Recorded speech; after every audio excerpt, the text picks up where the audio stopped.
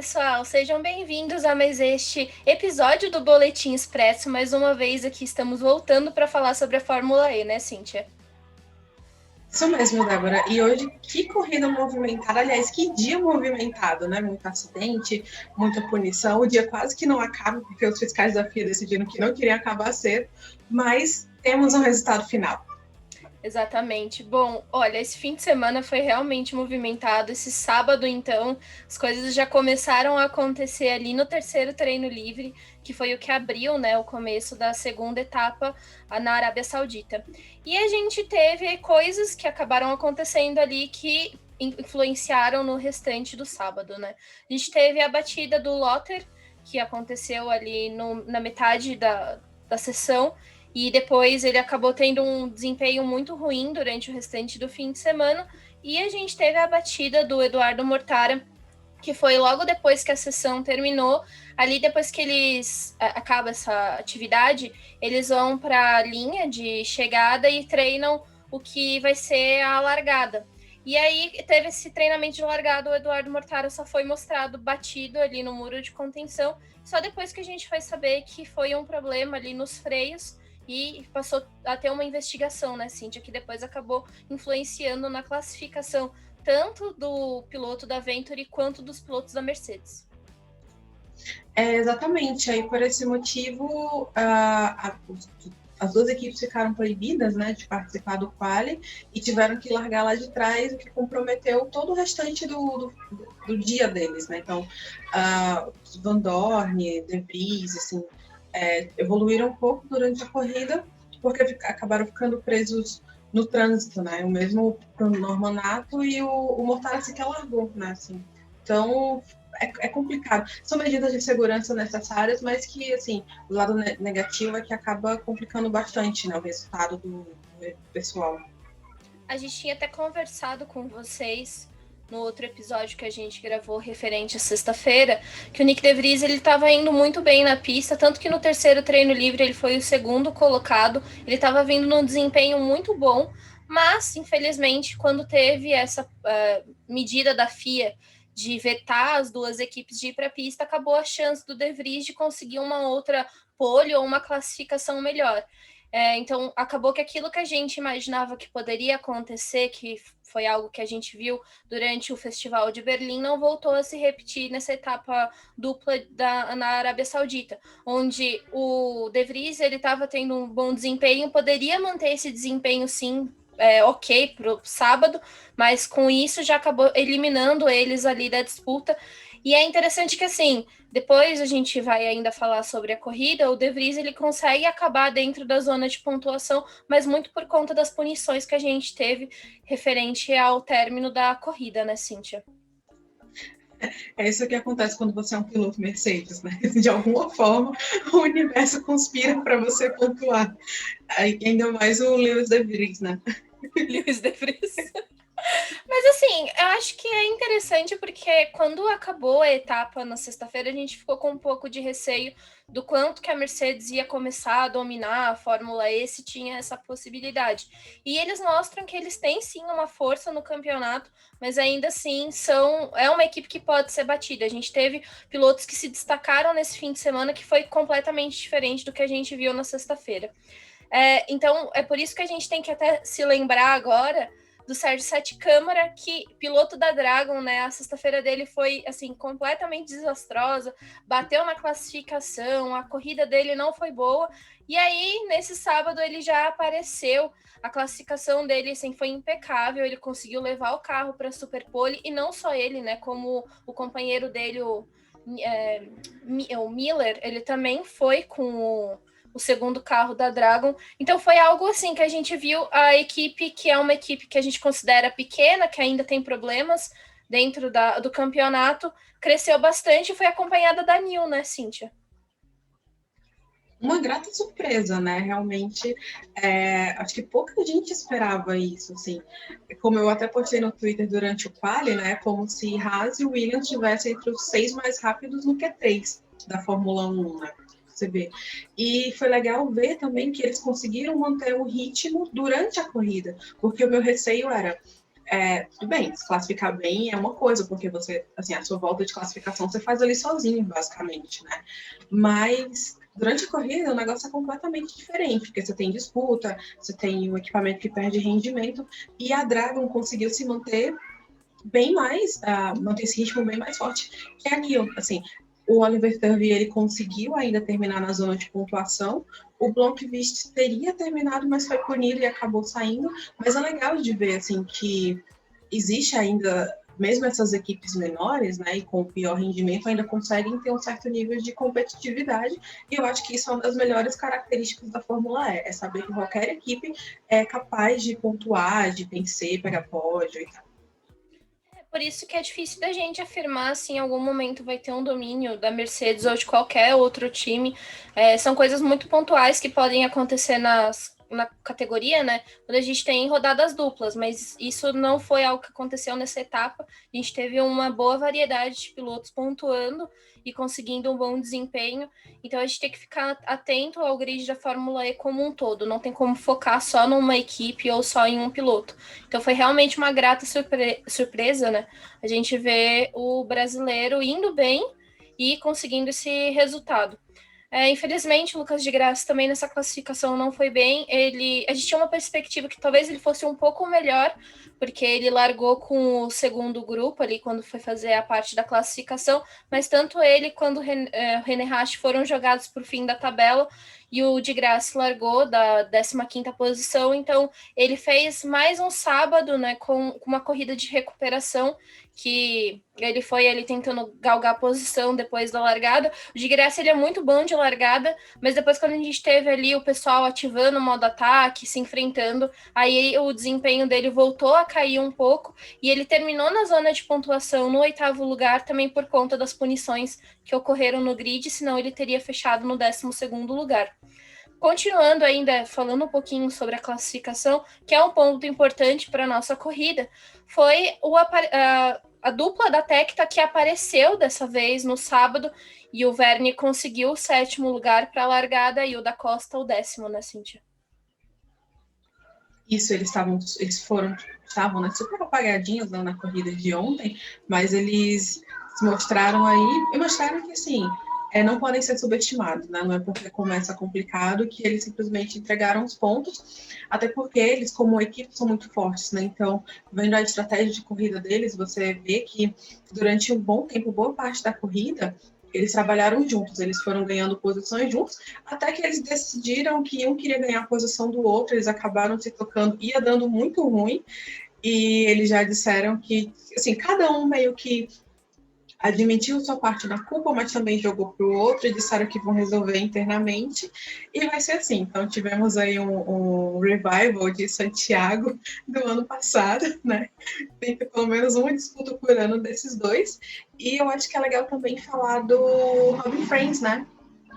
Que ele foi o líder, né, do treino livre do dia, e ele tirou a pole do Sérgio Sete Câmara. O Câmara estava quase lá, e ele foi e conseguiu, mas assim, mérito total dele foi realmente uma volta incrível, mas ele não conseguiu resistir às investidas do Sam Bird, né? Então, o Bird acabou vencendo.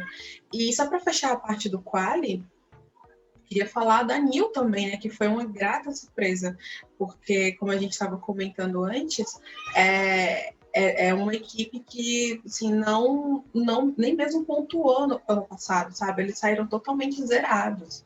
E aí, no fim de semana de abertura, eles conseguiram um pontinho ontem com o Turvey, e no segundo quali foram com os dois carros para a Superpole e conseguiram pontuar com o Turvey novamente. Então, assim, só ressaltando o quanto a Nil merece destaque, até porque eles fizeram uma super reestruturação, né? E aí estão conseguindo colher os resultados.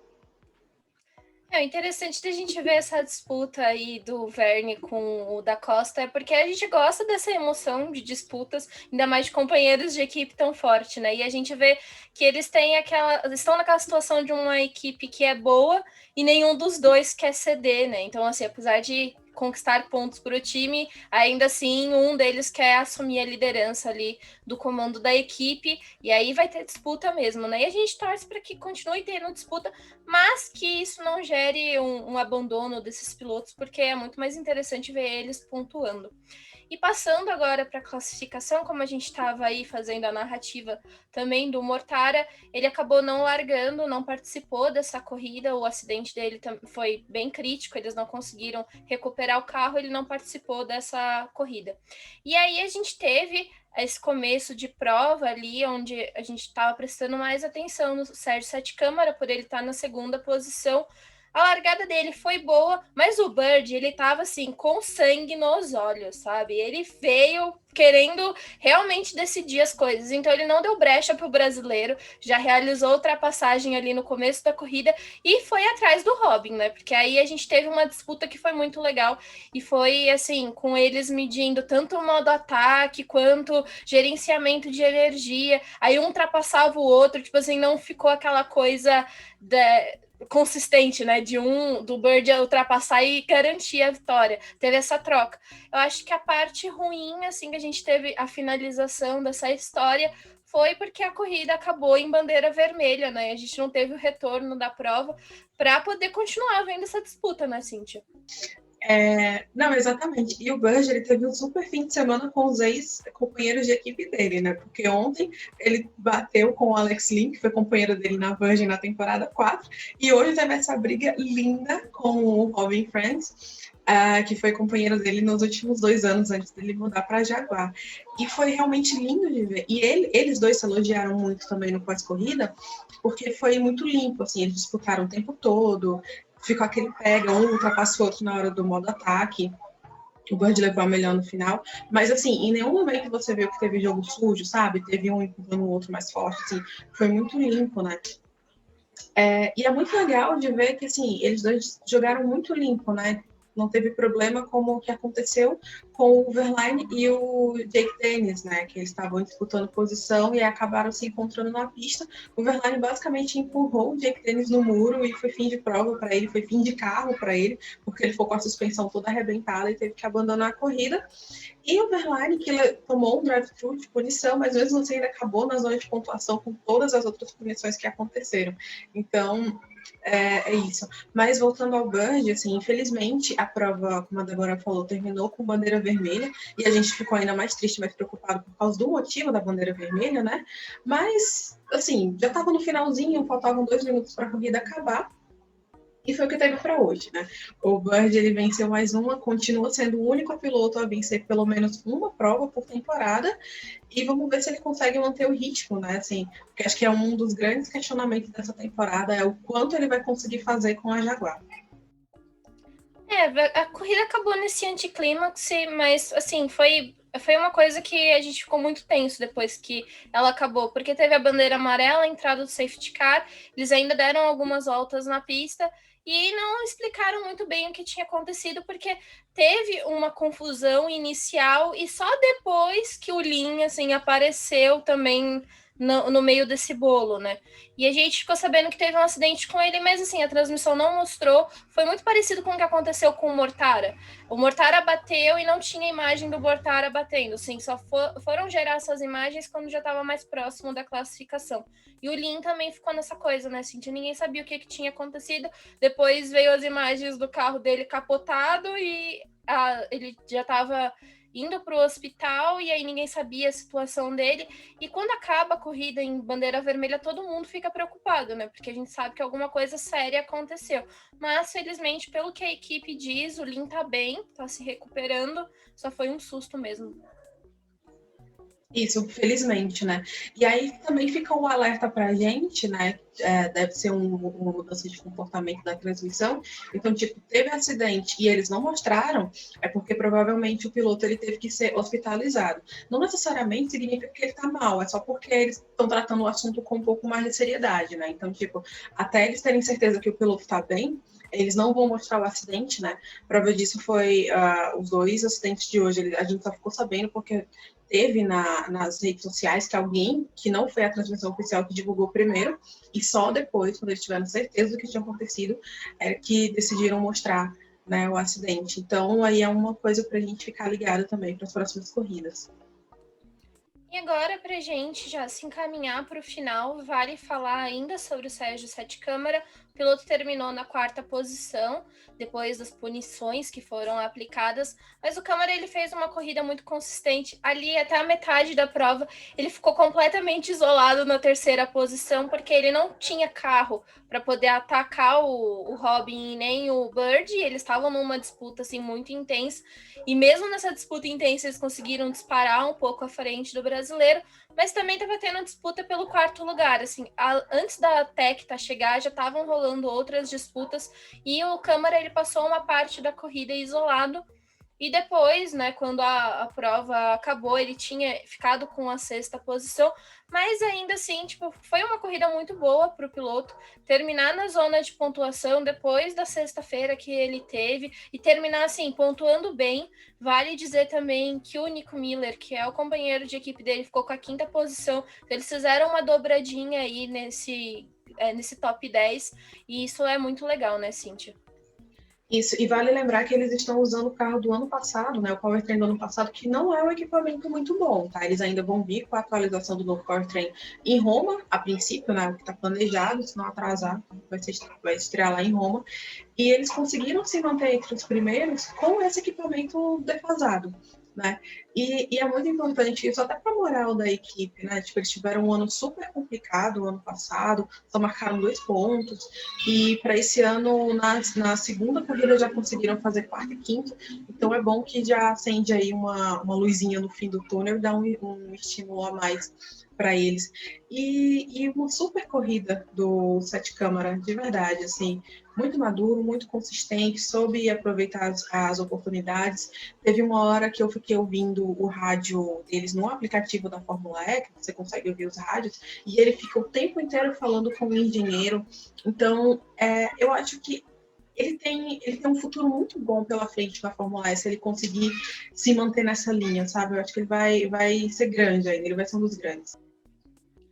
Tem tudo para realmente ser um piloto grande na categoria, tá aprendendo muito, evoluindo muito rápido, então a gente fica com essa expectativa de que realmente ele tenha outras corridas melhores ao longo da temporada. Vale lembrar que ele, assim, disputou 6 corridas no Festival de Berlim, agora ele já fez mais 2 provas, então realmente está sendo um piloto que a gente tem que prestar bastante atenção.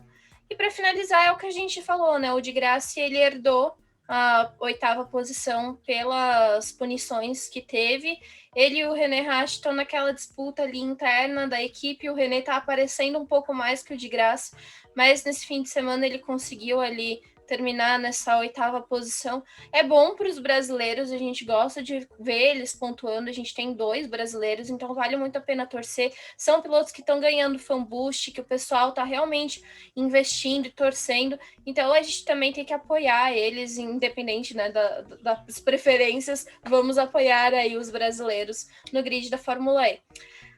Bom, é isso, pessoal. A gente passou aqui para poder fazer um resumo para vocês. Falamos até demais, mas vamos deixar aí avisado que essa semana ainda tem podcast sobre a Fórmula E, então a gente vai tratar de outros assuntos que teve na corrida, falar muito mais sobre eles.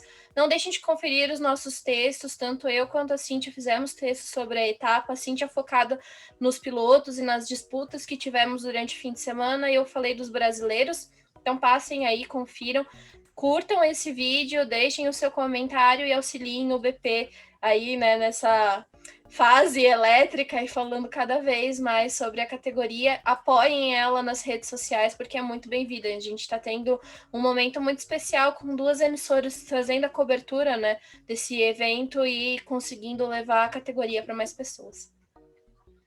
Até uma próxima!